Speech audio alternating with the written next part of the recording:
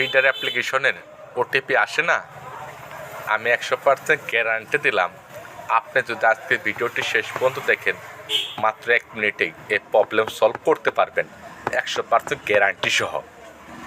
শুরুতেই আপনি আপনার মোবাইলে ফিডার অ্যাপ্লিকেশন আপডেট করবেন। আপডেট করার পর আপনি আপনার মোবাইলে সেটিংস অপশন ওপেন করবেন। সেটিংস অপশন ওপেন করার পর এখানে অ্যাপস নামে একটা অপশন আছে, এখানে ক্লিক করবেন। অ্যাপস অপশনে ক্লিক করার পর অ্যাপ ম্যানেজমেন্ট নামে একটা অপশন আছে, এখানে ক্লিক করবেন। অ্যাপ ম্যানেজমেন্ট অপশনে ক্লিক করার পর আপনার মোবাইলে যতগুলো অ্যাপস আছে এই জায়গায় শো করবে।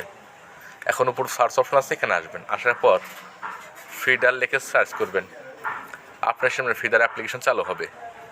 এখানে স্টোরেজ ইউজ আছে, আপনি ক্লিয়ার ক্যাশ ক্লিয়ার ডাটা করবেন। ফিডার অ্যাপ্লিকেশনের ব্যাটারি ইউজ আছে, এখানে আসবেন। আসার পর আপনি এই 3 নাম্বারটা আপনার অফ থাকবে, আপনি অন করবেন।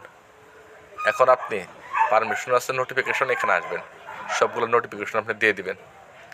দেওয়ার পর এখন আপনি আপনার মোবাইল 5 মিনিট বন্ধ করবেন, 5 মিনিটও চালু করবেন। চালু করার পর যখন ওটিপি কাজ করবেন, খুব সহজে আপনার মোবাইলে ফিডার থেকে ওটিপি আসবে।